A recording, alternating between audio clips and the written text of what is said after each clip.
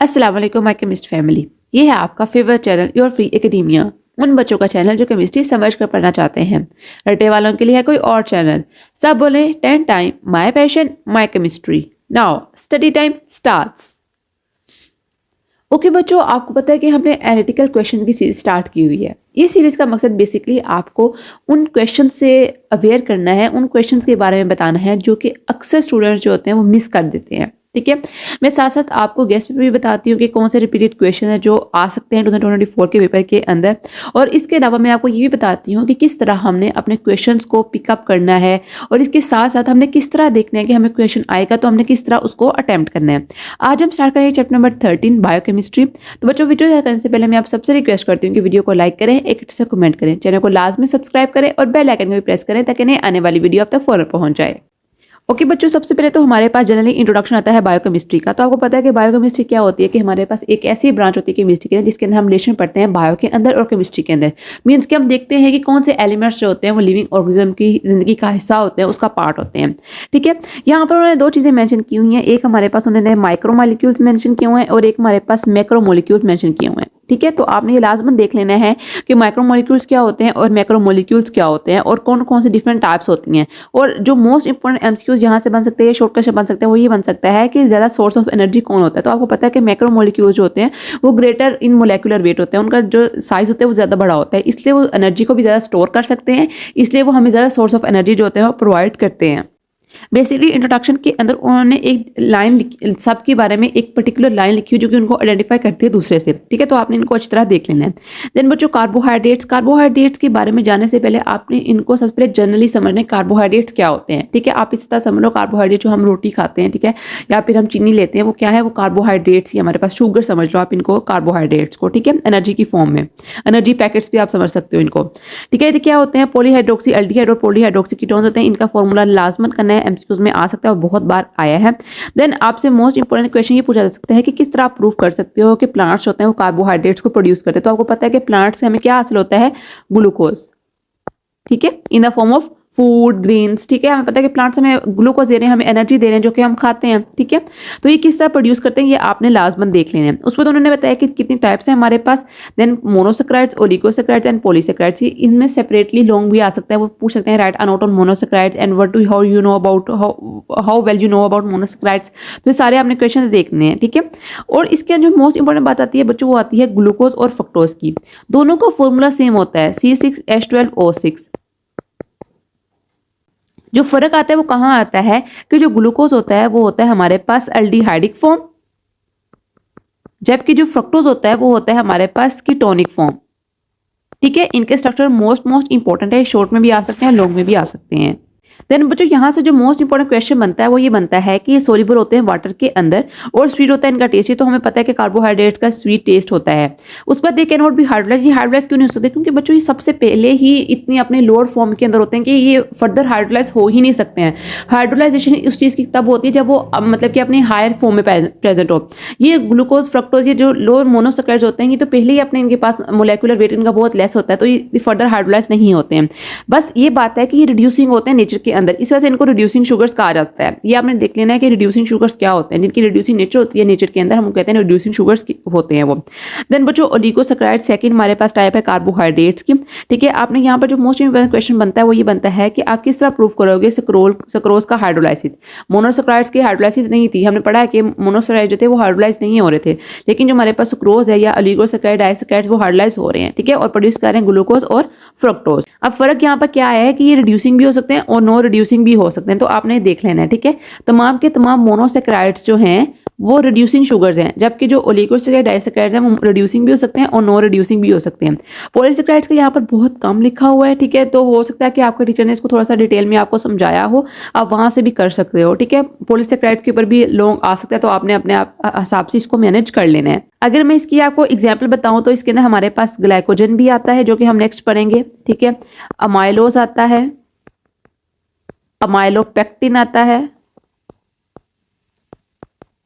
ठीक है, ये सारी हमारे पास क्या है, काइटन आता है,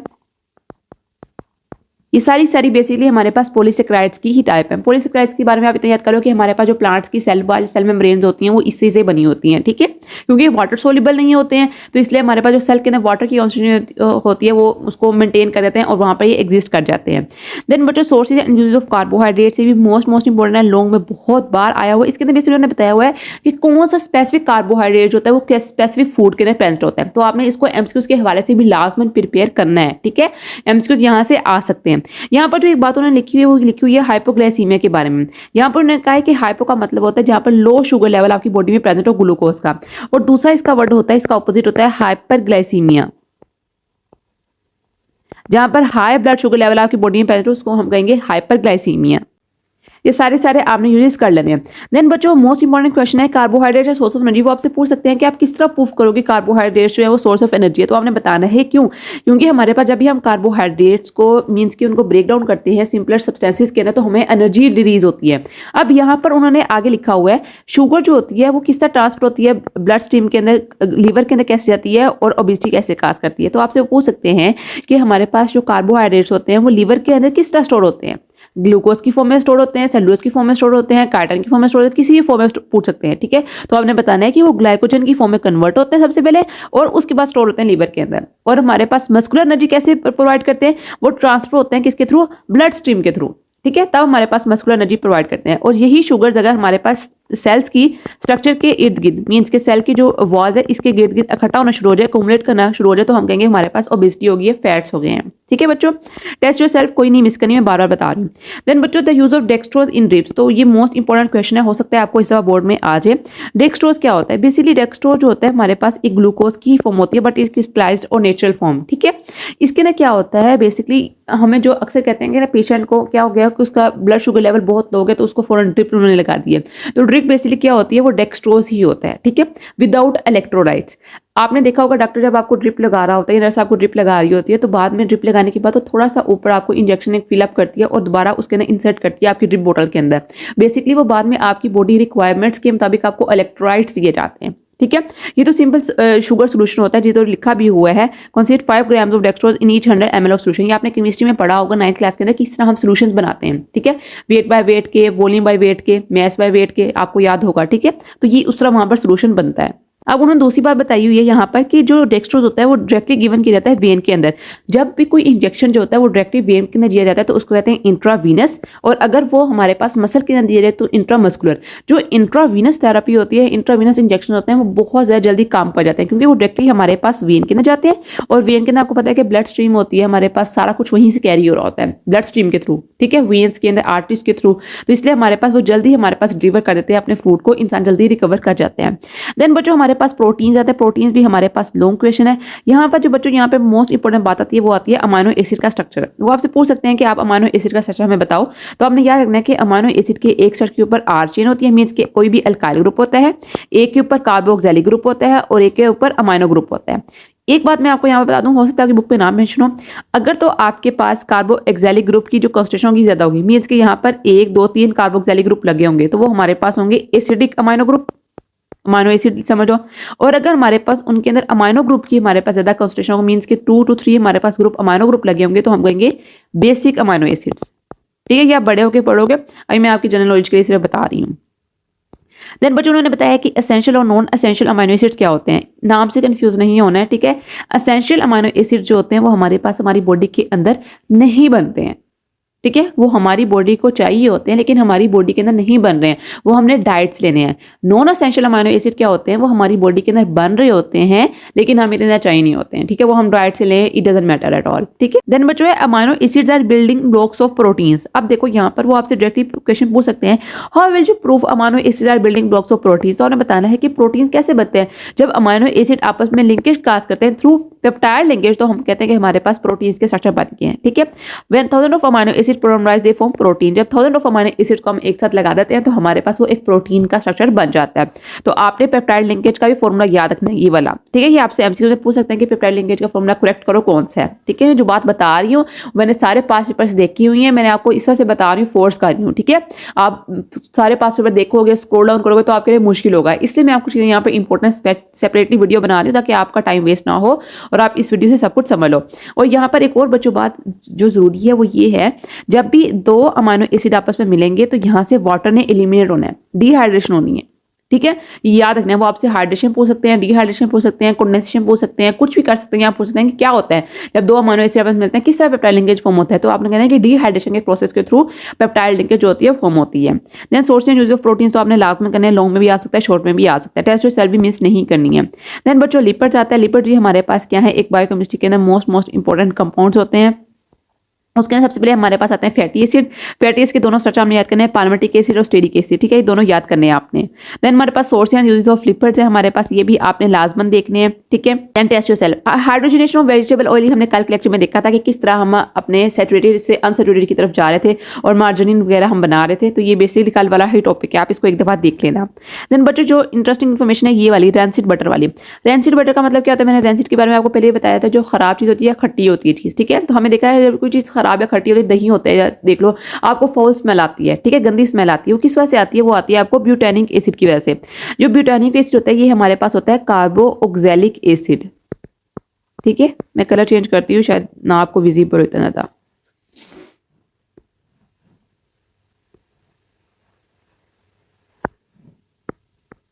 कार्बोक्सिलिक एसिड, ठीक है, इसकी वजह से आपको स्मेल आती है। अब उन्होंने यहाँ पर बताया कि होएवर द एस्टर्स ऑफ ब्यूटेनिक एसिड है फ्रूटी स्मेल। आपने की बात हमेशा जिंदगी में याद रखनी है, जब भी एस्टर्स जो होंगे वो किसी के साथ लिंक करेंगे वो उसको फ्रूटी स्मेल दे देंगे। एस्टर्स जो होते हैं वो हमेशा फ्रूटी स्मेल ही देते हैं जब भी किसी के साथ रिएक्शन करते हैं, तो आपने ये बात याद रखनी है। जैसे देखो अब एस्टर्स ने ब्यूटेनिक एसिड के साथ रिएक्ट किया तो हमारे पास अगर मिथाइल ब्यूटानेट होगा तो वो स्मेल करेगा लाइक एप्पल्स, एंड इथाइल ब्यूटानेट होगा तो स्मेल करेगा लाइक पाइनएप्पल्स, ठीक है। तो आपने ये देख लेना है। देन बच्चों न्यूक्लिक एसिड है हमारे पास, डीएनए और आरएनए। डीएनए के स्ट्रक्चर लाजमन बच्चों करना है आपने, ठीक है। आपके टीचर ने बताया हुआ कितनी हमारे पास बेसिस होती है, 4 हमारे पास बेसिस होती हैं, एडेनिन, गुआनिन, साइटोसिन और थायामिन, ठीक है। ये आपने बताया होगा, टीचर ने आपको डेफिनेटली बताया होगा किस तरह हमारे पास इनके दरमियान डबल बॉन्ड होता है, ट्रिपल बॉन्ड प्रेजेंट होता है, ठीक है। ये बहुत छोटा की बुक पे लिखा हुआ तो थोड़ा सा आप इसको लंबा कर लो। देन बच्चों यहाँ पे क्वेश्चन है कि हाउ जेनेटिक कोड लाइफ कैसा होता है हमारे पास, कैसे लाइफ ट्रैवल करती है, कैसे हमारे पास जीन ट्रैवल करते हैं। तो हमारे पास डीएनए के थ्रू हमारे पास सारा जो होता है प्रोसेस ट्रैवल होता है, हमारे पास genetic code of life DNA ही होता है, ठीक है।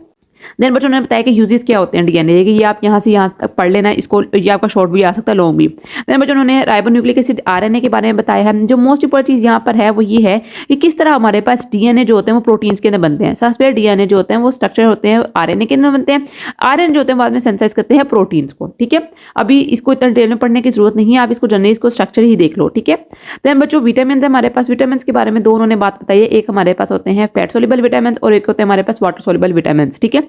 आपने ये लाजमन इसके एमसीक्यूज के तौर पर प्रिपेयर कर लेना है कि फैट सोल्युबल विटामिन कौन से हैं और वाटर सोल्युबल विटामिन कौन से, ये अक्सर इसमें से एमसीक्यूज और शॉर्ट आ जाते हैं। देन बच्चों आपने विटामिन ए और विटामिन ए डी के सोर्सेज भी देखने हैं, यूजेस भी देखनी है और उसकी डिजीजेज भी देखनी है, ठीक है। तो आपसे पूछ सकते हैं कि रिकेट्स किस विटामिन की डेफिशिएंसी की वजह से हो सकती है, ये जब आपने याद किया होगा तभी आपको आएगा कि विटामिन डी की डेफिशिएंसी की वजह से हो सकती है। पूछ सकते हैं नाइट ब्राइटनेस और आई इन्फ्लेमेशन किस विटामिन की डेफिशिएंसी की वजह से हो सकती है, तो हमने जाना विटामिन ए की डेफिशिएंसी की वजह से हो सकती है। याद किया होगा तभी आओगे, आएगा वरना नहीं आएगा। देन बच्चों वाटर सोल्युबल विटामिन है हमारे पास, ये भी आपने देख लेना है। इंपॉर्टेंस ऑफ विटामिन जो है ये भी आपने लाजमन देख लेनी है। टेस्ट योरसेल्फ भी आपने कोई मिस नहीं करनी। देन बच्चों है society science and technology, commercial use of enzyme. बच्चों इंजाइम्स के बारे में आपको जनरल सा इंट्रोडक्शन दे देती हूँ, हो सकता है कि आपके टीचर ने आपको करवाया हो लेकिन फिर भी आपको ओवरव्यू दे देती हूँ। जिस तरह हमने पढ़ा था कि केमिस्ट्री के अंदर हमने देखे थे कैटलिस्ट। कैटलिस्ट क्या होते हैं, मैं अक्सर कहती हूँ कि एक रिएक्शन के ऊपर जो हमारे पास सब्सटेंसेस दिखे होते हैं वो कैटलिस्ट होते हैं। वो क्या करते हैं, स्पीड अप करते हैं एक रिएक्शन को। बेसिकली इंजाइम्स भी हमारे पास कैटलिस्ट ही होते हैं, लेकिन ये हमारे पास बायोलॉजिकल कैटलिस्ट होते हैं। बायोलॉजी मींस के ह्यूमन लाइफ के अंदर जो हमारे पास स्पीड अप करते हैं रिएक्शन को, उनको हम कहते हैं इंजाइम्स। अब ये केमिस्ट्री के अंदर भी यूज होते हैं हमारे पास और उसके अंदर भी यूज होते हैं बायोलॉजी के अंदर भी, तो हम इसको इस वजह से बायोकेमिस्ट्री के अंदर पढ़ लेते हैं। अब यहाँ पर उन्होंने डिफरेंट टाइप्स ऑफ इंजाइम्स बताए हुए हैं जो डिफरेंट टाइप्स ऑफ वर्क के अंदर इन्वॉल्व होते हैं, ठीक है। अल्कोहल बनाने के अंदर यूज हो रहे हैं हमारे पास, फ्रूट जूसेस बनाने के अंदर यूज हो रहे हैं हमारे पास, ड्राई क्लीनिंग पर्पजेस के लिए यूज हो रहे हैं। ये सारा का सारा टेबल बच्चों आप लोग, मैं तो आपको यही कहूंगी कि आप इसको लॉन्ग के तौर पर तैयार कर लो, ठीक है। अगर तो आपको लॉन्ग आप भी नहीं रहा या शॉर्ट नहीं आ रहा फिर भी आपको याद हो जाएगा, आपकी इन्फॉर्मेशन में इजाफा हो जाएगा। ठीक है, मुझे श्योरिटी है कि इसमें से कोई एमसीक्यू या शॉर्ट तो लाजमन आएगा, अगर लॉन्ग नहीं आएगा तो आप इसको लाजमन पढ़ लेना एक दफ़ा। ठीक है, पास्ट पेपर में भी इसके अंदर से एक दो एमसीक्यूज आए हुए हैं। देन बच्चों आपने की पॉइंट्स तो कोई नहीं मिस करना, ये लाजमन करने हैं। ठीक है, ये जो स्किल है इसको छोड़े, प्रैक्टिकल वर्क है आपका। देन बच्चों कॉन्सेप्ट डायग्राम हमारे पास कार्बोहाइड्रेट्स की पूरी ये लाजमन करनी है। ये बेसिकली आपकी इन्फॉर्मेशन को उन्होंने सम अप किया होता है, तो इसको एक दफ़ा लाजमन देख लिया करो। शॉर्ट क्वेश्चन आंसर भी कोई मिस नहीं करें, ज़्यादातर आपके पास बैक से ही आ जाते हैं, लेकिन आपको पता है आप 25% एनालिटिकल है तो आपकी रीडिंग में से भी लाजमन क्वेश्चन आएंगे। देन बच्चों आपके लॉन्ग क्वेश्चन है, इसको भी आपने लाजमन देख लेना है। अब हम चलते हैं अपने मोस्ट रिपीटेड पास्ट पेपर्स की क्वेश्चन की तरफ। ओके बच्चों, और first question is explain peptide linkage how proteins are formed. आपको पता है कैसे हमारे पास प्रोटीन्स बनते हैं। What are lipids, write their general formula, दोनों का लिखना है आपने जनरल फॉर्मूला। आप इसकी एग्जांपल भी सकते हो, पाल्मिटिक की और स्टीरिक एसिड की एग्जांपल लिख दो, वेल एंड गुड। देन बच्चों what is function of DNA. Then है हमारे पास what do you mean by genetic code of life. Question number 5 है how proteins are form, how is gelatin obtain. Gelatin हमारे पास कैसे होता है, जो हमारे पास हड्डियां वगैरह होती हैं उनको हमारे पास हीट अप किया जाता है, हमारे पास जेलेटिन आता है। How are amino acids bond with each other. What is difference between glucose and fructose. ये स्ट्रक्चर इनका ज्यादातर हमारे पास स्ट्रक्चर की बेसिस के ऊपर हम इनको डिस्टिंग्विश करते हैं। ये पॉलीहाइड्रोक्सी एल्डिहाइड के ऊपर होता है, ये पॉलीहाइड्रोक्सी कीटोन्स के ऊपर होता है। How do you justify the RNA works like machine. तो आपको पता है कैसे हमारे पास आरएनए वर्क करता है मशीन की तरह, क्योंकि हमारे पास ये सिंथेसाइज करता है प्रोटीन्स को। ठीक है, यही कैरी करता है कि हमारे पास कैसे प्रोटीन्स ने हमारे पास बनना है। राइट हाइड्रोजन रेशियो सक्रोज, मैंने अभी आपको बताया कि ये इंपॉर्टेंट क्वेश्चन है। देन बच्चों हमारे पास how carbohydrates are source of energy. ये भी आपने बताना है किससे हमारे पास सोर्स है एनर्जी का। Describe the use of vitamin A and D. आप किसी भी तरह वो आपसे यूज पूछ सकते हैं किसी भी विटामिन के। ठीक है, तो आपने देख लेना है। Give the characteristics of polysaccharides आपने लिखने हैं। ठीक है, हाउ प्लांट्स सिंथेसाइज कार्बोहाइड्रेट्स में नहीं आपको पता है किससे प्लांट सिंथेसाइज करें कार्बोहाइड्रेट्स को। एंड देन हमारे पास है राइट इंपॉर्टेंस ऑफ विटामिन। ये सारे क्वेश्चन जो है वो मैं अपने व्हाट्सएप चैनल के ऊपर शेयर कर दूंगी, तो आप वहां से भी इनको देखकर कर सकते हो। तो बच्चों बेसिकली ये है चैप्टर नंबर 13 बायोकेमिस्ट्री के बारे में। हमने देखा है किस तरह हमने अपना पूरा चैप्टर तैयार करना है। आपके पास टाइम है, मैं बार बार कहती हूँ, हर वीडियो में कहती हूँ कि अभी आपके पास टाइम है, अभी आप सारा कुछ याद करो, फिर वाले दिन देखा जाएगा। अगर आपके पास कोई कम टाइम पड़ा हो या आपके पास रिवाइज करने के लिए मुश्किल हो तो आप तब चॉइस के मुताबिक कर लेना। अभी सब कुछ आप तैयार करो। ठीक है, तब सब कुछ तैयार करोगे तब आपकी फुल बाय फुल मार्क्स आएंगे। तो बच्चों my dear students, best of luck for your exams. कल मिलते हैं एक नई वीडियो के साथ, तब तक के लिए फी अमान अल्लाह।